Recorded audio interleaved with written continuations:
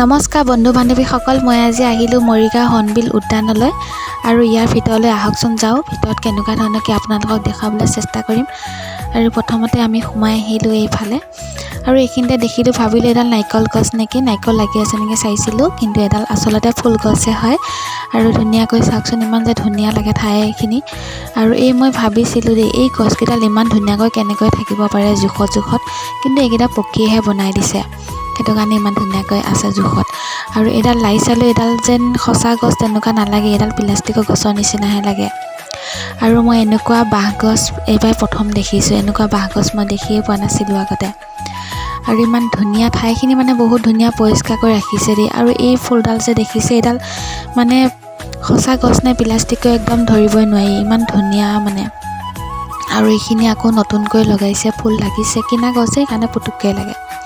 আৰু আহি থাকোঁতে দেখিলোঁ পখিলা চকী দুখন, নবহাকৈনো কেনেকৈ থাকোঁ, তাতে অলপ সময় বহি ল'ম এতিয়া। আৰু বহিবলৈ ভাবিছোঁ দেই, এইখনত যদি মই এনেকৈ সঁচাকৈ উৰি যাব পাৰিলোঁ হয়, কিমান ধুনীয়া কথা হ'লে হয়, নহয়নে? আৰু ধুনীয়াকৈ আৰামত শুবও পাৰি, ধুনীয়াকৈ আৰাম কৰিবও পাৰি। আৰু এইফালে আহিলোঁ, এইফালে আকৌ পেচাব কৰা সুবিধা আছে। ইয়াত পেচাব কৰিলে পইচা নলয়, কিন্তু আপোনালোকে যদি গাড়ী লৈ আহে ইয়াৰ ভিতৰতে পাৰ্কিং কৰিব পাৰিব, কিন্তু পাৰ্কিং কৰিলে পইচা লয়। আমি স্কুটি লৈ আহিছিলোঁ, আমাৰ স্কুটি 25 টকা ল'লে, বেলেগে হয়তো বেছি হ'ব পাৰে। আৰু ইয়াত থৈ ল'লে মানে চিন্তা নাই, আৰু আপুনি ধুনীয়াকৈ যিমান সময় থাকিব বিচাৰে থাকিব পাৰিব।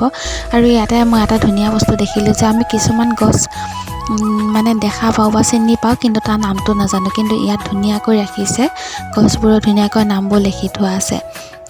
আৰু ইয়াতে ধুনীয়াকৈ মানে চিনিব পাৰি, আৰু সৰু ল'ৰা ছোৱালী লৈ আহিলে গছবোৰ চিনাকি কৰি দিব পাৰি। আৰু ইয়াতে লিখি থোৱা আছে ধুনীয়াকৈ। এতিয়া সোমাই যাওঁ আহকচোন। এয়া দেখিছেনে, এইটো ঘৰত মানে ধুনীয়াকৈ গছেই ৰাখিছে, আৰু গছবোৰ ধুনীয়াকৈ নামবোৰ লিখি থোৱা আছে। এইফালে আছে, এয়া দেখিছেনে, যিবোৰ নাম মই কেতিয়াও শুনাই নাছিলোঁ, কিন্তু ইয়াত আহি পেলাই মানে দেখিছোঁ। আৰু মই এটা আচৰিত লাগে, কিছুমান গছ আমি চিনি পাওঁ, কিন্তু নামটো মই ইয়াত আহিহে মানে জানিব পাৰিছোঁ। আৰু এইখিনিতে আপোনালোকক এটা বস্তু দেখুৱাম দেই, মানে কি হয়, আমাৰ তাত কিছুমান গছ মানে বেলেগ নাম, আৰু ইয়াত চাওকচোন, এইটো চাউল ধোৱা দেখিছেনে। আৰু এইখিনিতে এডাল আছে, ইয়াতে পাৰ্বতী বুলি ইয়াত। আৰু এই গছডাল যে আমাৰ গাঁৱত আমি আচলতে এডাল অপৰাজিতা ফুল বুলি কওঁ, কিন্তু ইয়াতে চাউল ধোৱা বুলি লেখা আছে। হয়তো বেলেগ বেলেগ হ'ব পাৰে অলপ জেগা ঠাই লৈ। আৰু গোটেই ঘৰটো মানে ধুনীয়াকৈ ৰাখিছে, বহুত চাফ চিকুণ দেই। ইয়াত মানে বহুত আপুনি ভাল পাব, লেতেৰা নাপাবই, আৰু মানে বহুত ধুনীয়া হয়।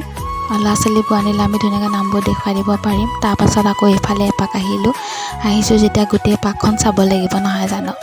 আৰু আজি দেওবাৰ হয়, দেওবাৰত মানুহ হৈছে বাৰু, ল'ৰা ছোৱালী বহুত বেছি হৈ আছে, ডাঙৰ মানুহো আহে, আপোনালোকে ল'ৰা ছোৱালীও লৈ আহিব পাৰে। আৰু এইখিনিতে এডাল মই আচৰিত ফুল দেখিলোঁ,